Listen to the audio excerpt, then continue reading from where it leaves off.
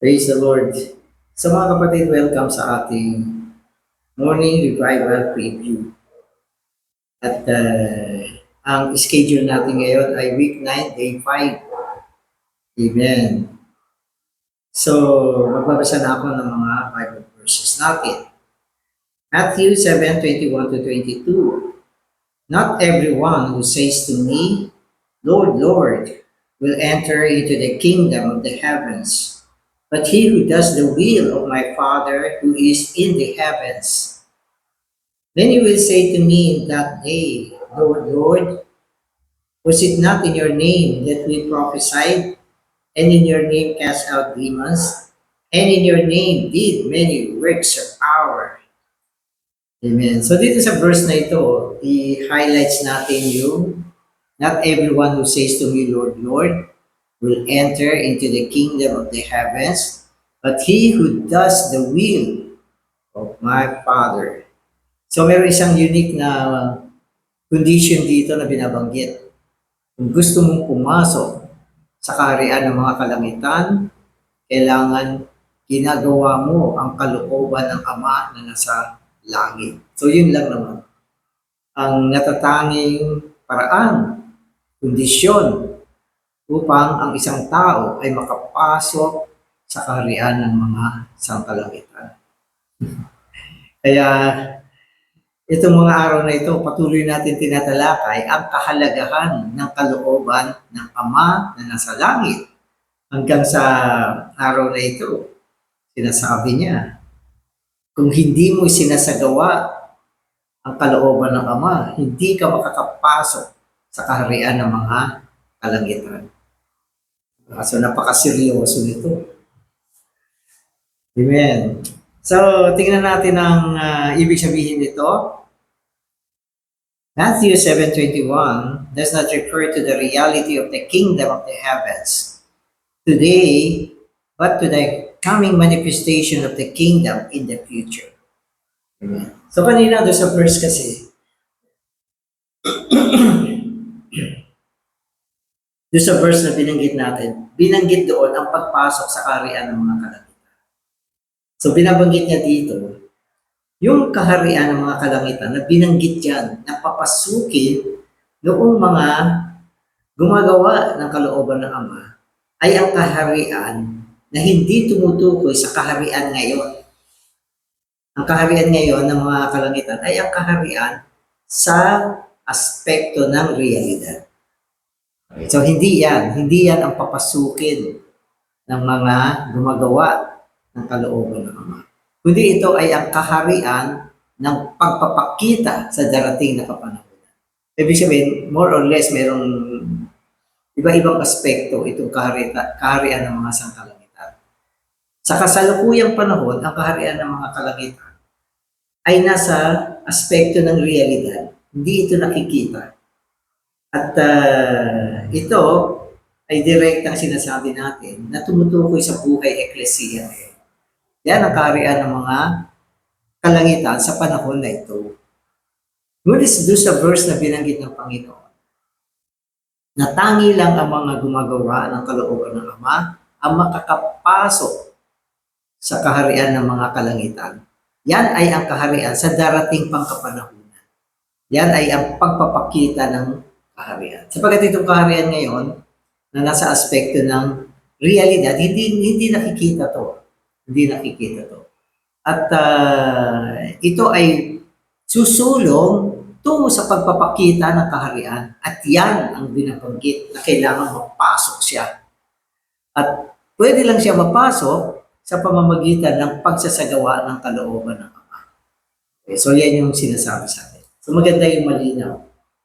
Sabi ng Panginoon, yung mga gumagawa ng kalooban ng Ama ay makakapasok. Pero yung hindi gumagawa, hindi sila makakapasok sa kaharian ng mga sangkalangitan na tumutukoy hindi sa kaharian ngayon. Hindi sa kaharian ng ngayon na nasa aspekto ng realidad at ito ay ang buhay eklesiya. Hindi diyan, kundi sa darating na pagpapakita ng kaharian. Kasi reward yun eh. At yun ay 1,000 taon na paghahari ni Kristo. At sa darating pa yun na panahon. At yan ay dadali ng Panginoon sa kanyang pagbabalik. Kailangan mapasok. So ano ang unique na tatanging paraan? Dapat hindi ka mawawala sa linya ng pagsasagawa ng kalooban ng Ama. So yan, inulit-ulit ko na yan. Amen. Amen. To enter into the kingdom of the heavens, we need to do two things. Call on the Lord and do the will of the Heavenly Father.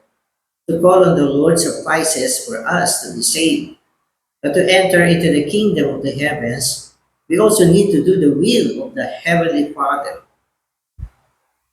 Hence, not everyone who says, Lord, Lord, will enter into the kingdom of the heavens, but those who call on the Lord and do the will of the Heavenly Father will enter in. So, naalala ko, minsan kasi nagpe-preach tayo ng gospel. Ang preaching ng gospel ay upang madala ang tao sa kaligtasan. Iba pa din yan. Iba pa rin yan. At kung tayo ay nagpe-preach ng gospel, isa sa pinaka-natatanging paraan ay ang tumawag sa pangalan ng Panginoon. Sapagkat pinangahawakan natin yung Romans 10:13 na kung saan sinasabi diyan na ang lahat ng tumatawag sa pangalan ng Panginoon ay maliligtas. At sapagkat nagpipreach tayo ng gospel, at sa ating preaching, dinadala natin ang mga tao sa pagtawag sa pangalan ng Panginoon. Upang sa pagtawag nila sa pangalan ng Panginoon, matamo nila ang kaligtasan na pinangako sa Romans 10:13. Sabi diyan, ang sino mang tumawag sa pangalan ng Panginoon ay maliligtas. So dapat tumawag ka. So kung tumawag ka, ikaw ay isisilang na muli, maliligtas, magtatamo ka ng buhay na walang hanggan. So isang aspekto yan. Isang aspekto yan. At ngayon, yung mga iba kasi hindi nila naiintindihan. Pinaghahalo nila yung kaligtasan at saka yung pagpasok sa kaharian ng mga kalangitan. Kaya dito, gusto natin linawin, yung kaligtasan, isang bagay yun na natatamo sa pamamagitan ng pagtawag sa pangalan ng Panginoon. At yun naman pagpasok sa kaharian, yun ay natatamo sa pamamagitan ng pagsasagawa ng kalooban ng Diyos. Okay? Kaya wag niyong paghaluin. Kasi yung mga iba, lito sila. Akala nila yung kaligtasan ay ang makapasok sa kaharian ng mga kalangitan. Hindi ganun. Yung makakapasok sa kaharian ng mga kalangitan, ligtas na yun. Kung hindi ka ligtas, hindi ka makakapasok dyan. Subalit, para makapasok ka dyan, kailangan tumatawag ka sa pangalan ng Panginoon upang maligtas ka, maisilang kang muli, magtamo ka ng buhay na walang hanggan. So, isa yun. Okay. Pero upang pag ginawa mo yung unang kahilingan, maliligtas ka. Pero hindi sapat yan. Kailangan makapasok ka pa sa kaharian ng mga sangkalangitan. Makapasok ka pa sa kaharian ng mga sangkalangitan na darating na kapanahunan. At yan ay sa pamamagitan ng pagsasagawa ng kalooban ng Ama. Kaya gusto mo ba makapasok sa kaharian ng mga kalangitan? Dalawa ang kailangan mo. Una, tumawag ka sa pangalan ng Panginoon para maligtas ka. Para magtamo ka ng buhay na walang hanggan. Para maging totoong believer ka. Pangalawa, isagawa mo ang kalooban ng Diyos. Kaya dalawang bagay ang kailangan mong gawin. Kaya huwag niyong paghaluin yan. So, yun din ang sagot doon sa mga nalilito. Yun ang sagot. Amen. Amen. So yung last part dito, sabi rito, but to enter into the kingdom of the heavens, we also need to do the will of the Heavenly Father. Hence, not everyone who says, Lord, Lord, will enter into the kingdom of the heavens, but those who call on the Lord and do the will of the Heavenly Father will enter in. Yan, malinaw na.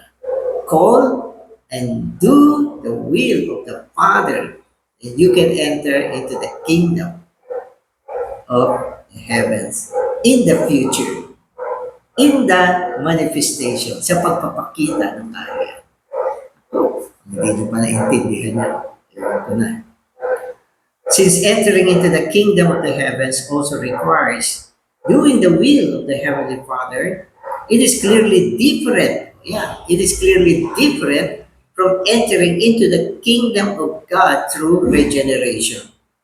This latter entrance is gained through being born of the divine life, the former through the living of that life.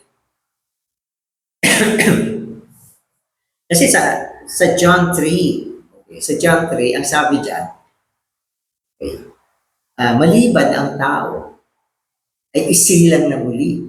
Isilang na muli. Hindi siya makakapasok sa kaharian ng Diyos. So ang pagpasok sa kaharian ng Diyos ay sa pamamagitan ng pagsilang muli. Okay. At ang pagsilang muli ay tumutukoy sa kaligtasan ng tao sa pamamagitan ng pagsampalataya sa Panginoon. Kung siya ay nanampalataya sa Panginoon, siya ay isisilang ng Espiritu upang maging anak ng Diyos. At automatic, madadala siya sa loob ng kaharian ng Diyos. Ayan, malinaw yan. Subalit, ang makapasok sa kaharian ng mga kalangitan ay hindi lang ganyan, kulang yan. Kailangan, pagkatapos mo maisilang na muli, magtamo ng buhay, kailangan isagawa mo ang kalooban ng Ama. Kaya, isa sa pagsasagawa ng kalooban ng Ama, dapat yung buhay na natanggap mo sa pamamagitan ng pagkasilang na muli, ay ibuhay mo, ihayag mo. So, yan ay kalooban ng Ama. Kaya yung last sentence niya, sabi rito, the latter entrance is gained through being born of the divine life. So, ito yung una. Yung una.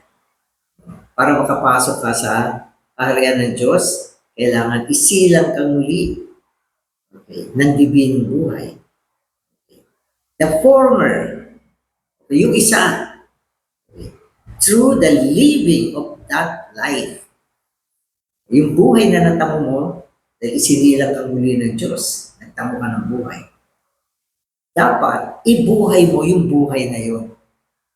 At yan ay isang pamamaraan sa pagsasagawa ng kalooban ng Ama. Amen. Amen. Sa mga kapatid, today's reading na ako. In Matthew 7:22, the words that day refer to the day of the judgment seat of Christ. On the day of judgment, when all the believers will stand before the judgment seat of Christ, many will say to the Lord that they have prophesied, cast out demons, and did works of power in His name. But they will be rejected by the Lord. Amen. So in that day, sa araw na yaon, so itong araw na yaon na binabanggit dito, yung araw na yaon, ay tumutukoy sa araw ng paghuhukom sa luklukan ng paghahatol ni Kristo. At ang luklukan ng paghahatol ni Kristo ay isang luklukan ng paghahatol para sa mga believers. Hindi kasama dyan yung mga unbeliever. Iba yung luklukan ng paghahatol nila. Ang luklukan ng paghahatol ng mga unbeliever, una yung throne of glory. Pangalawa naman yung white throne. Kaya tatlo yan eh. Tatlo ang lugar ng paghahatol na isi-set up ng Panginoon sa kanyang pagbabalik. So yung una ay yung judgment seat of Christ. Mga believer ito. Kaya sinasabi sa Corinthians, tayo, mga believer, ay dudulog sa paghahatol, okay, sa luklukan ng paghahatol ni Kristo. At dyan makikipagtuos tayo. Tapos sinasabi niya, on that day, sa panahon na yan, Marami ang magsasabi, paano sila magpapakitang gilas. Sabi nila dito, Panginoon, sabi nila, kami ay nagpropesiya, nagpalayas ng mga demonyo, gumawa ng mga tanda o mga milagro sa iyong pangalan. Diba? Sa iyong pangalan. So, maganda ba itong ginawa nila? Well, maganda naman. Diba? Nagpropesiya. Sa Biblia, sinasabi na, pagpropesiya builds the church. Diba? So, isa yan sa mga gift o function na nirekomenda mismo ni Paul. Sabi niya, propesiya kayo isa-isa. So, dito binanggit tuloy yan. Nagpropesiya sa pangalan ng Panginoon. Okay. Nagpalayas ng demonyo. Mabuti ba yan? Mabuti yan. Ang demonyo masama yan. Kaya kailangan palayasin yan. Nagpalayas sila ng demonyo. At gumawa sila ng mga works of power, gawain ng mga parang himala, mga tanda. Nagpagaling ng may sakit. Or works of power yan. Nagpalayas ng demonyo, works of power din yan. At ang works of power, prophesying dito, at pagpapalayas ng demonyo, ginawa naman nila lahat sa pangalan ng Panginoon. Pero sa kabila nun, ni-reject sila ng Panginoon. Disapprove sila ng Panginoon. Bakit? Katulad ng sinabi sa atin. Kasi ito ay ginawa nila hindi sa prinsipyo ng kalooban ng Diyos. Kaya masela ng Diyos, masela ng Panginoon. Hindi basta-basta word ina-approve niya. Kaya huwag kayong magmalaki sa inyong mga gawa. Huwag niyo sabihin na, ay, mga demonyo, lumalayas, pinapalayas ko. Ay, napakagaling magpropesiya. Ang ganda ng propesiya. Ano ba? Ay, nakakagawa ng mga milagro. May sakit, napapagaling ko. Okay. Ang tanong ito, sa tingin mo ba, aprobado ka pagbalik ng Panginoon? Yung aprobado dito, sila yung makakapasok sa darating na kaharian ng sangkalangitan. Bilang gantimpala. Pero para makapasok ka yan, dapat aprobado. At dito, pinakita ng Panginoon, hindi sapat yung gumagawa. Hindi sapat yung gumagawa. Hindi naman niya tinatua na masama yung ginawa niyo, pero hindi yun sapat para maaprubahan. So, naiintindihan ba natin? Kailangan kung gumagawa ka, ginagawa mo to sa prinsipyo ng kalooban ng Diyos. Yan, papasok ka dyan. Niwala ka sa akin. Sapagkat yan ang sinasabi sa kasulatan. Amen. Matthew 7:23 says, then I will declare to them, I never knew you. Depart from me, you workers of lawlessness. Here, the word "new" means approved. The Greek word in Romans 7:15 is translated acknowledge. In this verse, Paul says, what I work out, I do not acknowledge. Amen. So ito, masakit to. Pagkatapos nilang mag-declare ng kanilang mga gawain, ng propesiya, nagpalayas ng mga demonyo, gumawa ng mga tanda, maaaring may iba pa yan. Marami kasing spiritual na gawain. Ito ay mga marami pang pwedeng gawin. Pero sa panahon na yun, sinabi ng Panginoon, ano sabi niya? Then I will declare to them, I never knew you. Hindi ko kayo kilala. So ang ibig sabihin ng hindi ko kayo kilala, hindi ko ina-approve yung inyong ginawa. Hindi kayo mga aprobado. Hindi niya tinuturing na katanggap-tanggap yung mga ginawa nila. At sinabihan pa niya na kayo ay mga manggagawa na lawlessness. Ibig sabihin, katampalasanan o katiwalian. Tama, katiwalian. Sa mata ng Panginoon, gumawa kayo, pero ito ay katiwalian. Kaya, hindi niya kinilala itong mga taong ito. Yung ginawa nila, hindi naman kinondena ng Panginoon. Pero yung mga tao, dinisapprove niya. Yung mga taong gumawa nito, hindi niya inapprove, disapprove, deny, hindi na acknowledge ng Panginoon. Hindi sila tatanggap ng gantimpala. Ang gantimpala ay ang makapasok sa darating na kaharian ng mga kalangitan.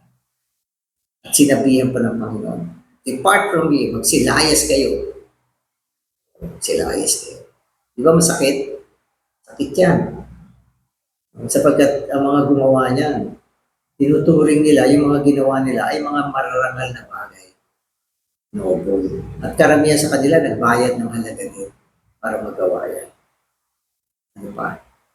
At sa kanilang pagsasagawa niya, parang sigurado sila na kikilalanin ito ng Panginoon.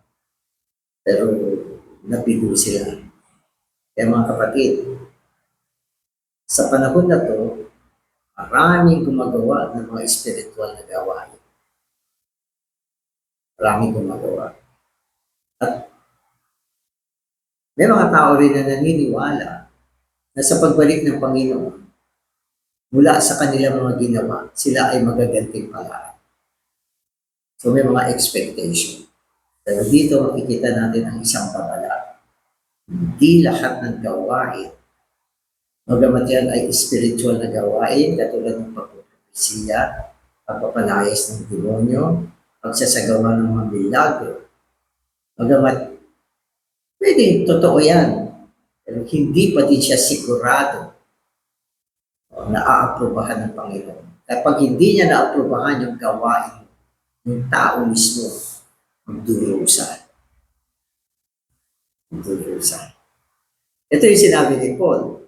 Sabi niya, yung tao maliligtas sa pamamagitan ng apoy. Maliligtas. Pero sa pamamagitan ng apoy. Ibig sabihin, dadaan siya sa disiplina. Kaya, pag hindi ka nag-serve, may problema ka. Problema ka.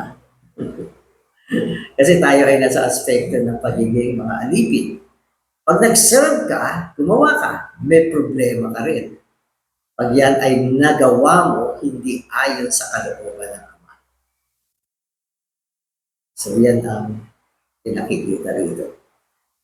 Mahigpit ang kahatulan. Amen. So sige, tuloy na natin to. Matthew 7:23 says, Amen. Okay, so nabasa ko na to. The Lord never approved those who, in His name, prophesied, cast out demons, and did many works of power, but did those things not according to the will of the Heavenly Father. Okay? Sabagat ginawa nila yan, hindi ayon sa kalooban ng Ama, kaya sila ay na-disapprove. So yun yung sagot ko. Pag tinanong mo, Brother Danny, bakit naman ganun? Nagpropesiya siya. Napaka-buti ng gawain na ito. Nagpalaya siya ng demonyo. Galing-galing ang buti na. At gumawa siya ng mga tanda. Makakapangyarihang gawain. Tapos na-disapprove siya. Brother, paano nangyari yan? Ito yung sagot.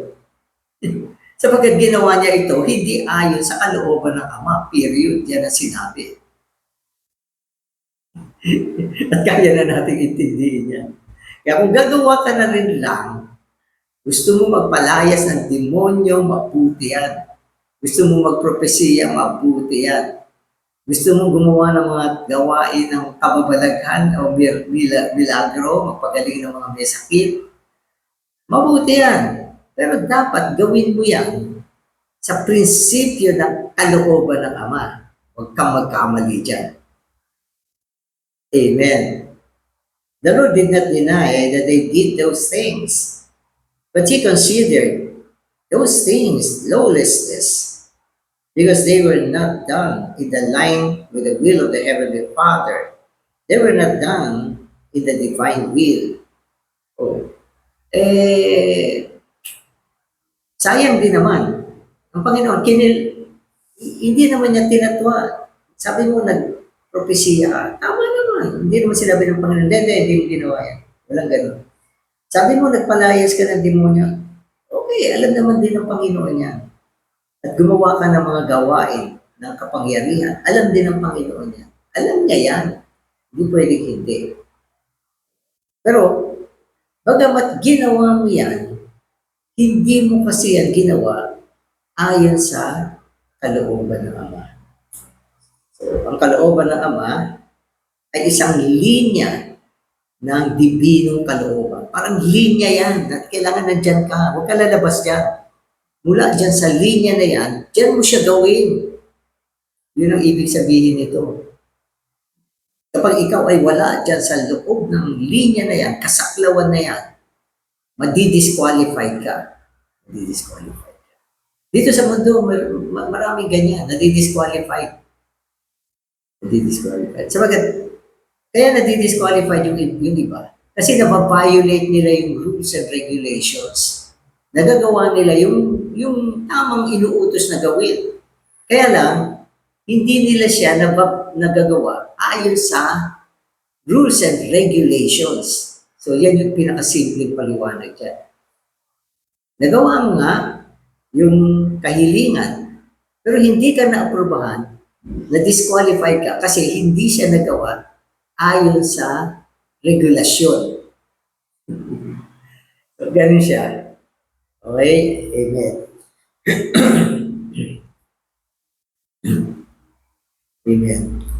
So the Lord seemed to be saying, you prophesied in my name, you cast out demons in my name, and you did many works of power in my name.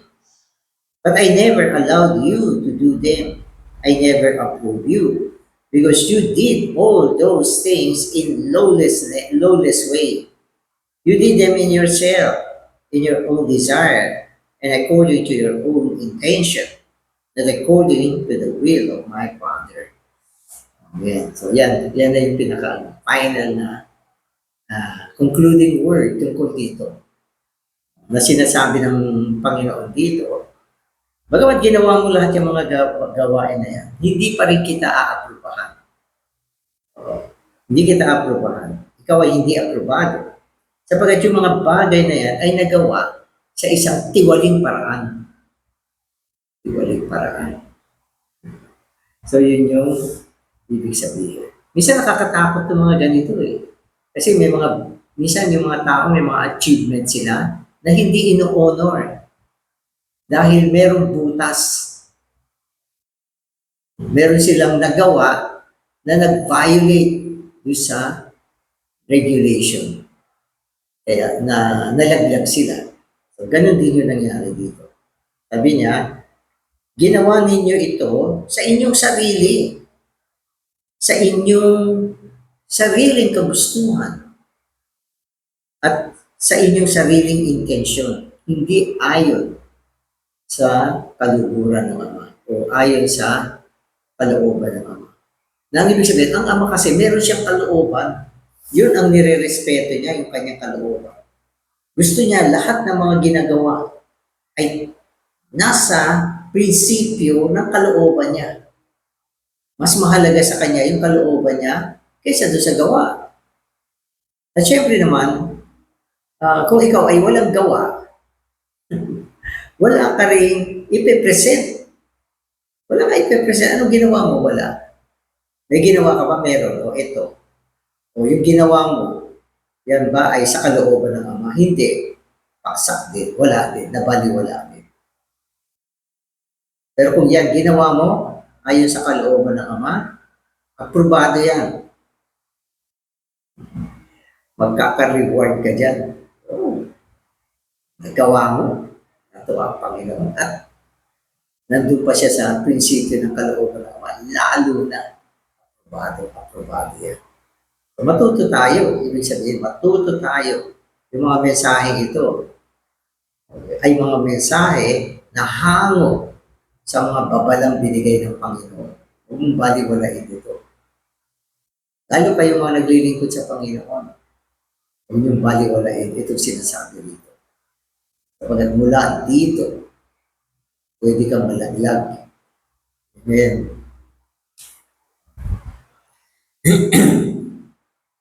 Thus, those who do such things, even in the Lord's name, will not enter into the kingdom of the heavens, but will depart from the Lord. That is, be excluded from the manifestation of the kingdom in the coming age. Amen. So sa darating na kapanahunan, sa pagbabalik ng Panginoon, dadali niya ang pagpapakita ng kaharian. At ito ay tumutukoy sa 1,000 taon. Millennial kingdom yan. 1,000 taong kaharian na dadali ng Panginoon. Kaya may mga bahagi sa loob ng Biblia na sinasabi at ang mga mandaraig ay naghari sa loob ng 1,000. So ang prinsipyo ng 1,000 taon ay nakasulat sa Biblia at ito ay dadali ng Panginoon sa kanyang ikalawang pagbabalik. At itong 1,000 taon na ito, 1,000 taon ng kaharian na ito ay isang gantimpala na hinanda para doon sa mga naglingkod, gumawa. At sa kanilang paggawa, ginawa nila ito ayon sa kalooban ng Ama. At sila ay makakapasok sa kaharian ng mga kalangitan, sa kanyang aspekto ng pagpapakita, upang maging kasamang hari ni Kristo sa loob ng 1,000 taon. Kaya, kailangan matuto tayo. Tuto tayo. Amen. Certain works may be done in the Lord's name, and yet not be done according to the will of God.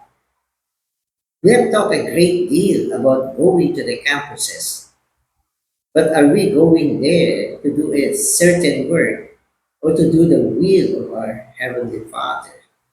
Amen. So, may mga work talaga na spiritual nga siya, pero hindi siya nagagawa ayon sa kalooban ng Ama. May mga work na ganyan. Pag sinabi mo, magandang work, mabuting work, pero ang problema, hindi ayon sa kalooban ng Ama. Halimbawa, yung mga campus work, so binanggit dito, yung mga campus work na binabanggit dito, ay gawain ng mga kabataan. Ito yung pumupunta sila sa campuses. Ang campuses, ito yung mga lugar ng mga eskwelahan, mga campus. Mga campuses yan. At gumagawa sila ng mga spiritual work para makatamo ng mga estudyante. Maligtas sila, matuto sila sa katotohanan, padala sila sa tamang paglalagyan. So yan ay campus work.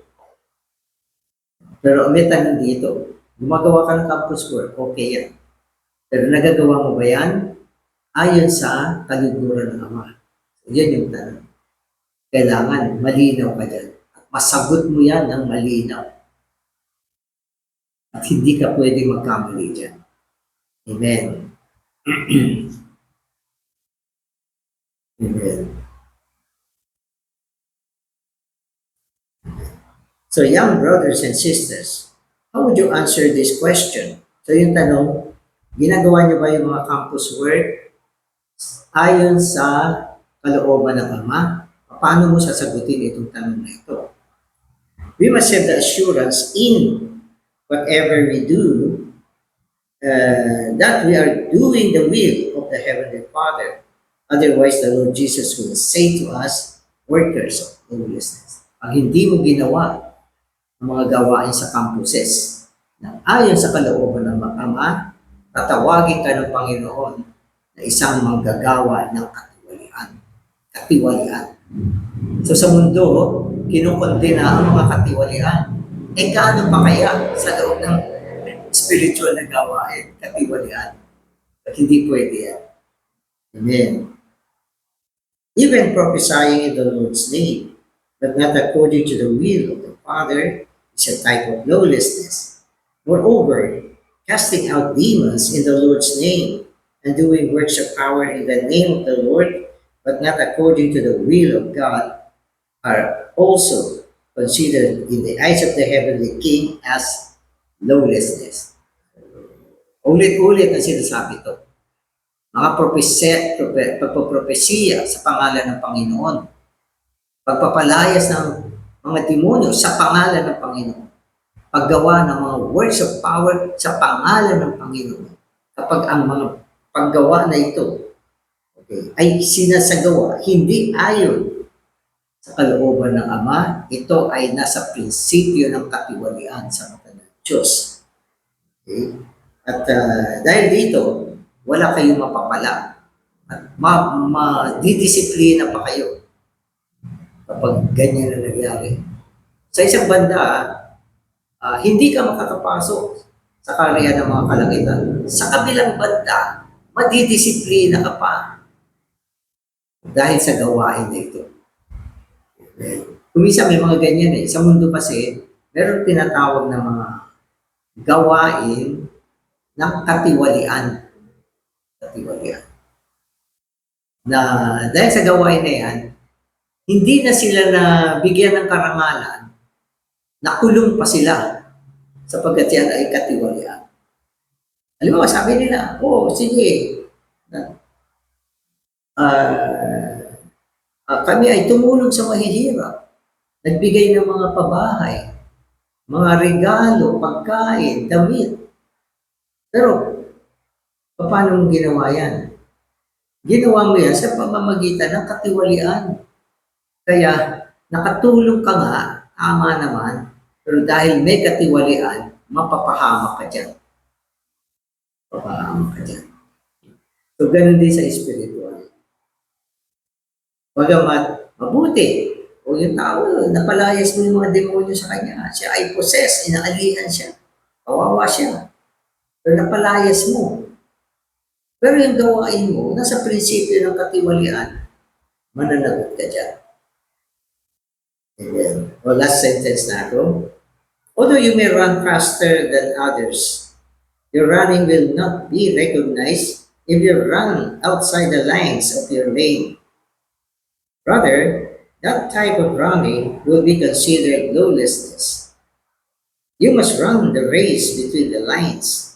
That is, you must run in a constricted way. So ito ay pagpapatuloy ng sinasabi na ang kalooban ng Ama ay ang takakin natin ang isang makipot na daan. At ang magandang halimbawa binanggit dito, yung karera, takbuhan. Sa panahon ng takbuhan, maaaring napakabilis mo tumakbo, magaling kang tumakbo. Pero mali yung lane mo na ginagamit. Sapagkat ang mga runner, binibigyan ng kanya-kanyang lane. At ito ay nasa pagitan ng dalawang linya, huwag kang lalabas yan. Kapag lumabas ka dyan, disqualified ka. Nanalo ka man, hindi i-consider na nanalo ka. So ito, magandang illustration. Amen. Salamat Panginoon. Bigyan mo kami ng magala na kami ay manatili sa isang makikot na daan.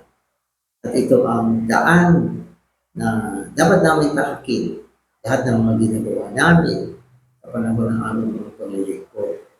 Magawa namin ito sa loob ng kalooban ng Amen. Amen.